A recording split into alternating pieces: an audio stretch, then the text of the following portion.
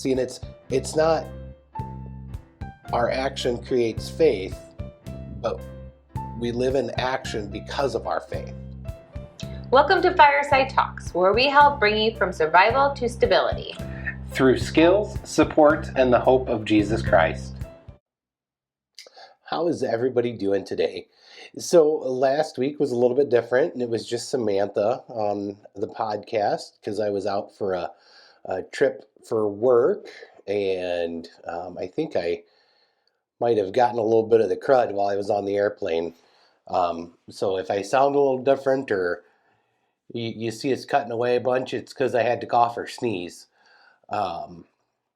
So probably something, like I said, from sitting in an airport all day for a couple days. But this month, we're going to kind of focus on the idea of faith in action.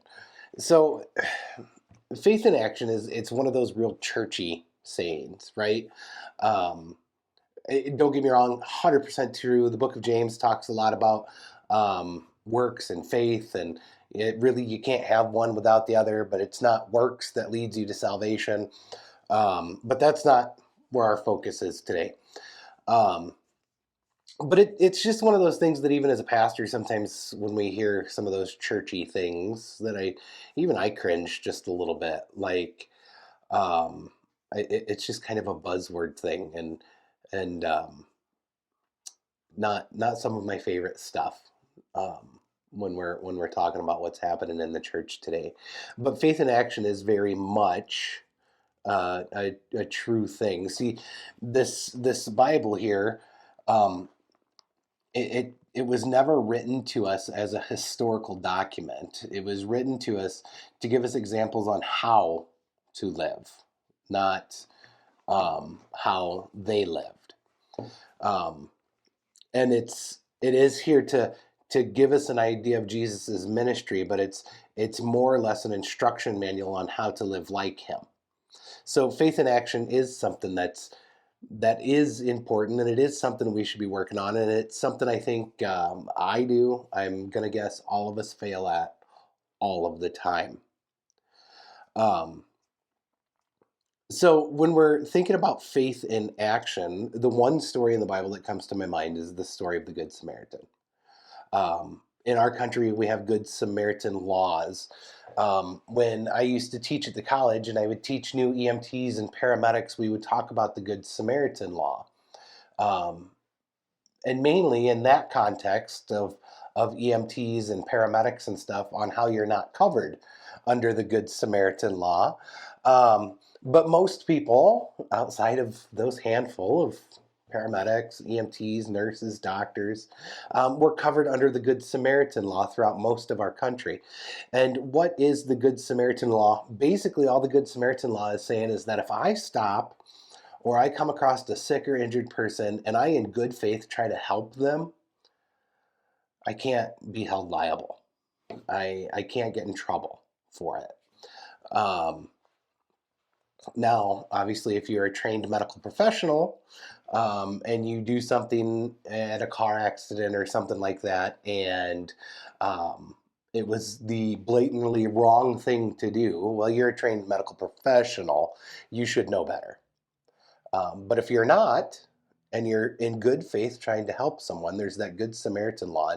And what that really does is when we teach CPR to the public, don't be as scared of doing CPR to try to help someone with the idea that you might be doing it wrong or that they might not make it, because that's not your fault. You did your best, you tried, and that's the Good Samaritan law.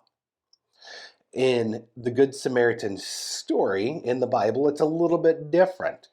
And the Good Samaritan story is found in Luke 10, starting in verse 25. And I'm going to read it. It's kind of a long read, but I'm going to go ahead and read it all to you. And behold, a lawyer stood up to put him to the test, saying, Teacher, and the lawyer standing up to talk to Jesus, Teacher, what shall I do to inherit eternal life? And he said to him, What is written in the law, and how do you read it? And he answered, You should love the Lord your God with all of your heart, with all of your soul, and with all of your strength, and with all of your mind, and your neighbor as yourself. And he said to him, You've answered this. You've answered correctly. Do this and you will live.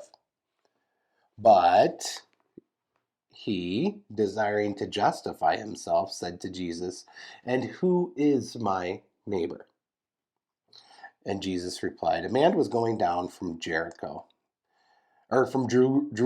to Jericho, and he fell among robbers, who stripped him and beat him and departed, leaving him half dead. Now, by chance, a priest was going down the road, and he saw him and passed by on the other side. So likewise a Levite, when he came to the place and saw him, he passed by on the other side. But a Samaritan, as he journeyed, came to where he was, and when he saw him, he had compassion. He went to him and bound up his wounds, pouring on oil and wine. Then he set him on his own animal and brought him to an inn and took care of him. The next day he took out 2 denarii and gave them to the innkeeper, saying, I will repay you when I come back. Take care of him, and whatever more you spend, I will repay you when I come back. Which of these 3 do you think proved to be the neighbor to the man who fell among the robbers? He said, the one who showed him mercy, and Jesus said to him, go and do likewise. So there's a few things happening in this story that I think we need to make sure we understand. See, I'm a real big fan of, and if you've ever seen any of my sermons or when I was preaching at the church, I'm more of what they would call an expository preacher. So I like to get into the nitty gritty of the story to really get in there and make sure we understand what's happening. Because I'm in the way my brain processes all of this is I'm not a really motion driven person. I'm more of a facts and help me understand it deeper kind of person. So to hear this story, well, okay, the Samaritan did a good thing. But if we don't know who the Samaritans are, then the story doesn't have the meaning that it could. And it might not be as impactful as it could be to us.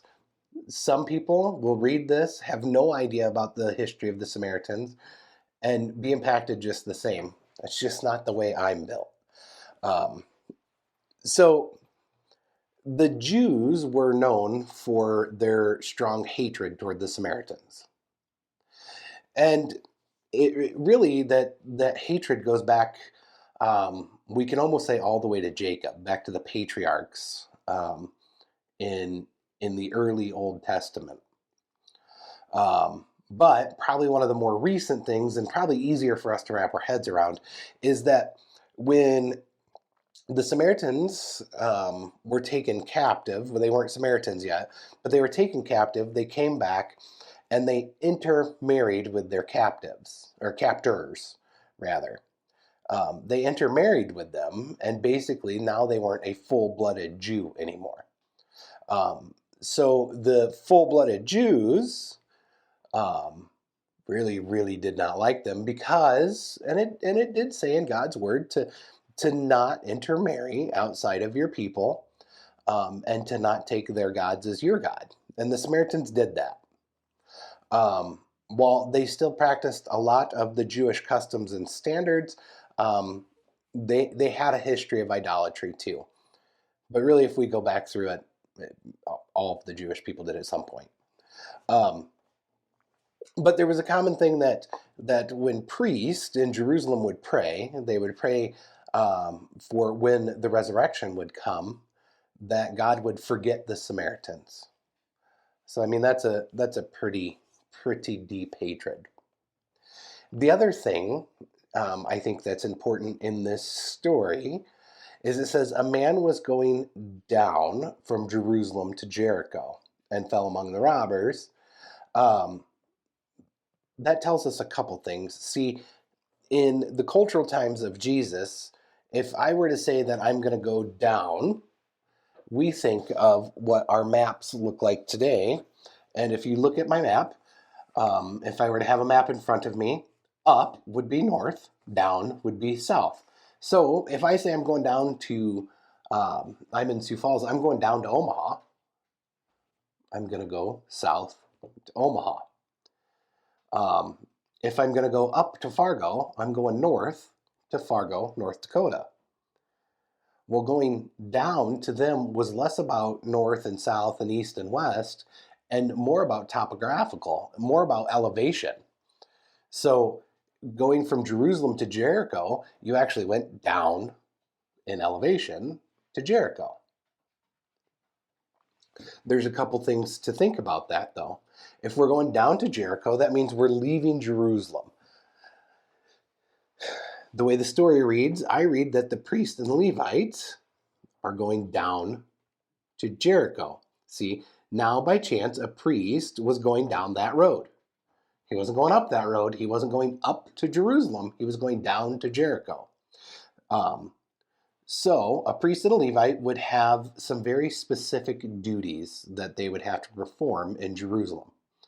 And without getting too far into the weeds about some of the cleanliness laws and staying clean in the Old Testament, if they would have touched a beaten man, some translations will actually say that not only was, or mine does too, it says, fell among robbers who stripped him and beat him and departed. Some of them will actually say leaving him naked. But if this priest or this Levi was to touch this bloodied up, beaten, naked guy, they would be considered unclean. And if they were unclean, they couldn't go to Jerusalem and perform their duties because they would have had a certain period of time where they would have had to go through their ritual cleansing. So if he was on his way to work, he might not be able to do his job if he's unclean. Jesus is talking to a lawyer. So a lawyer then wouldn't have been an attorney like we think of in the court of law. It would have been someone that taught the law of Moses. So he would have held some kind of priestly type of position.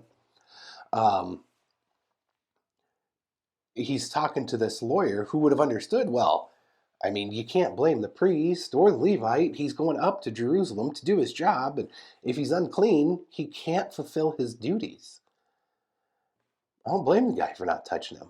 Like, he had other things he had to do, and of course, the Pharisees, the Levites, the Sadducees, the priests, they would have put their duty to God above all else, even helping another person.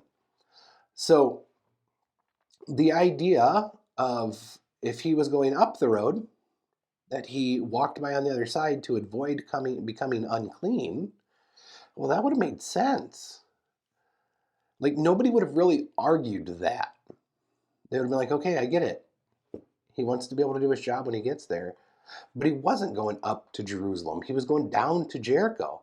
That means his priestly duties were done.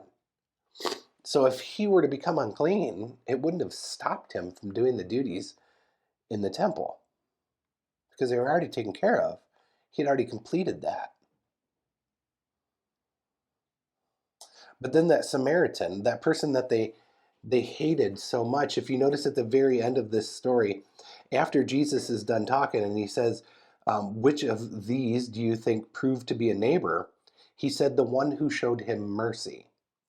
He wouldn't even say the Samaritan. See, the Samaritan really had the action of faith that we should have. And it's tough. It's hard because I completely understand. Now, granted, I was a paramedic for a lot of years, and we walked into situations kind of like this all of the time, and it doesn't bother me. But I wouldn't blame anybody for seeing somebody on the side of the road and not stopping because they were afraid. I get it. I understand how that can happen. But that's not faith. That's not compassion. That is not the love of Christ being shown to one another.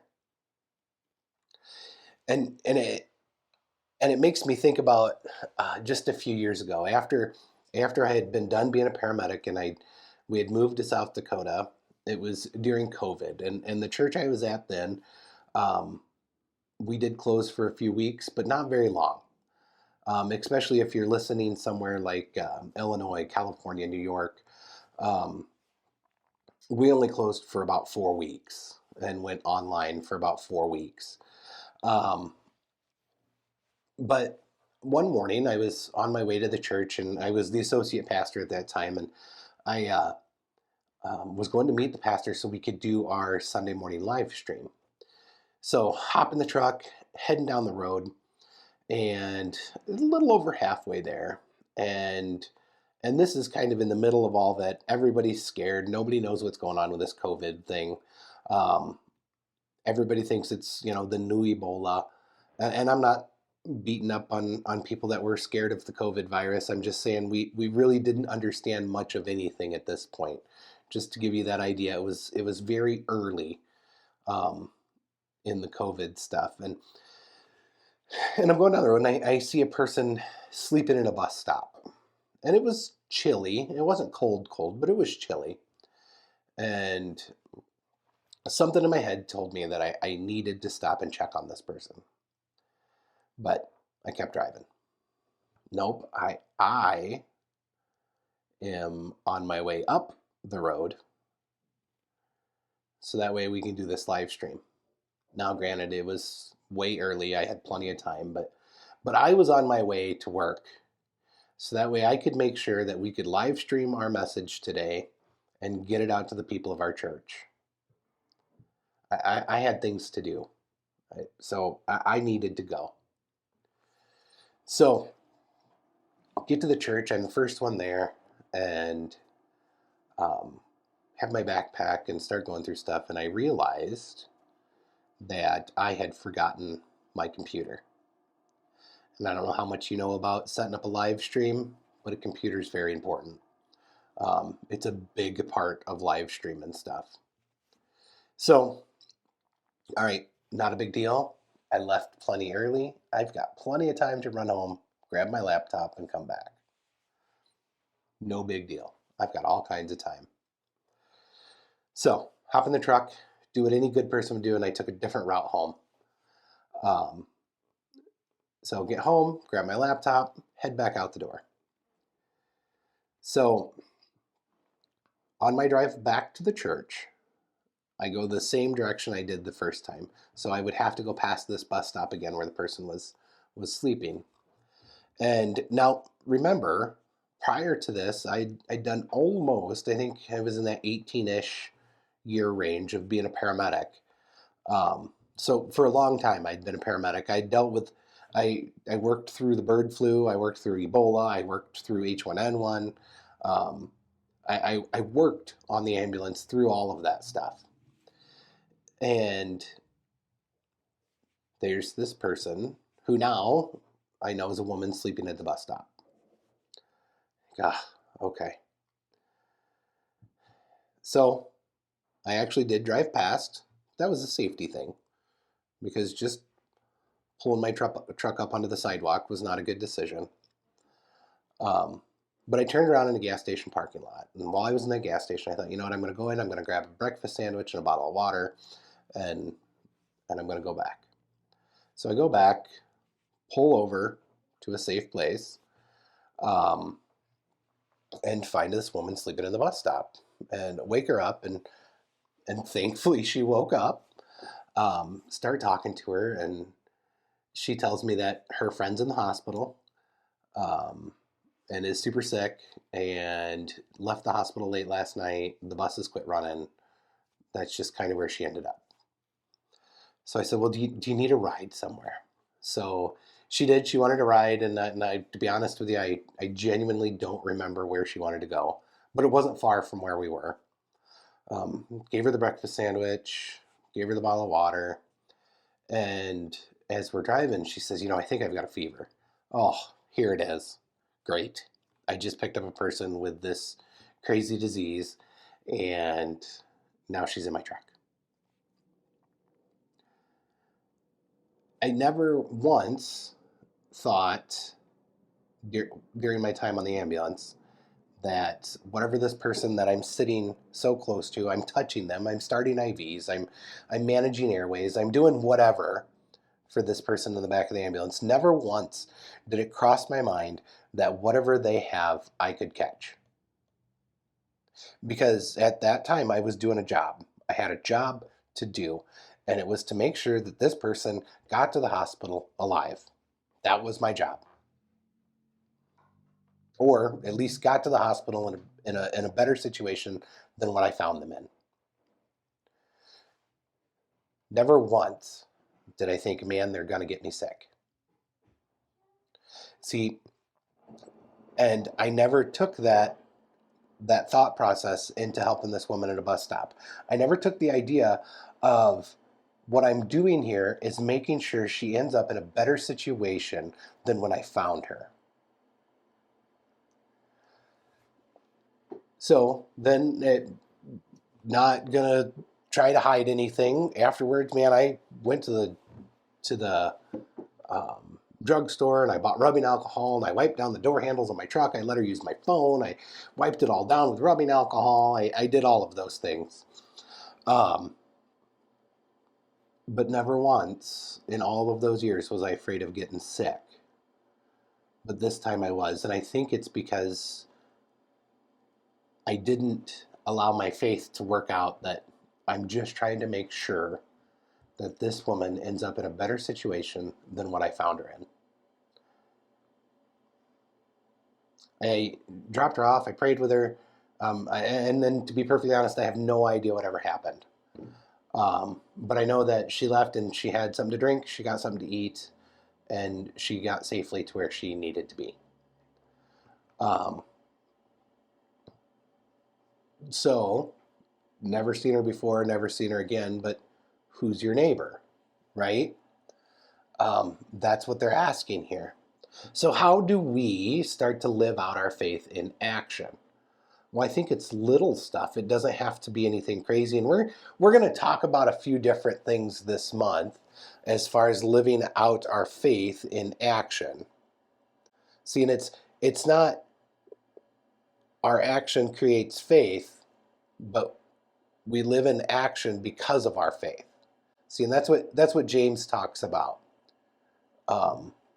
That you try to show me your deeds, and I will show you my faith, but you'll see my deeds because of my faith.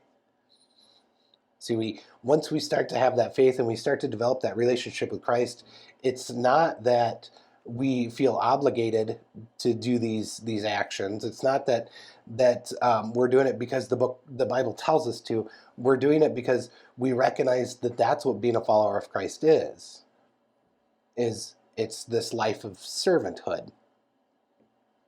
And a lot of people don't like that word, that servanthood. But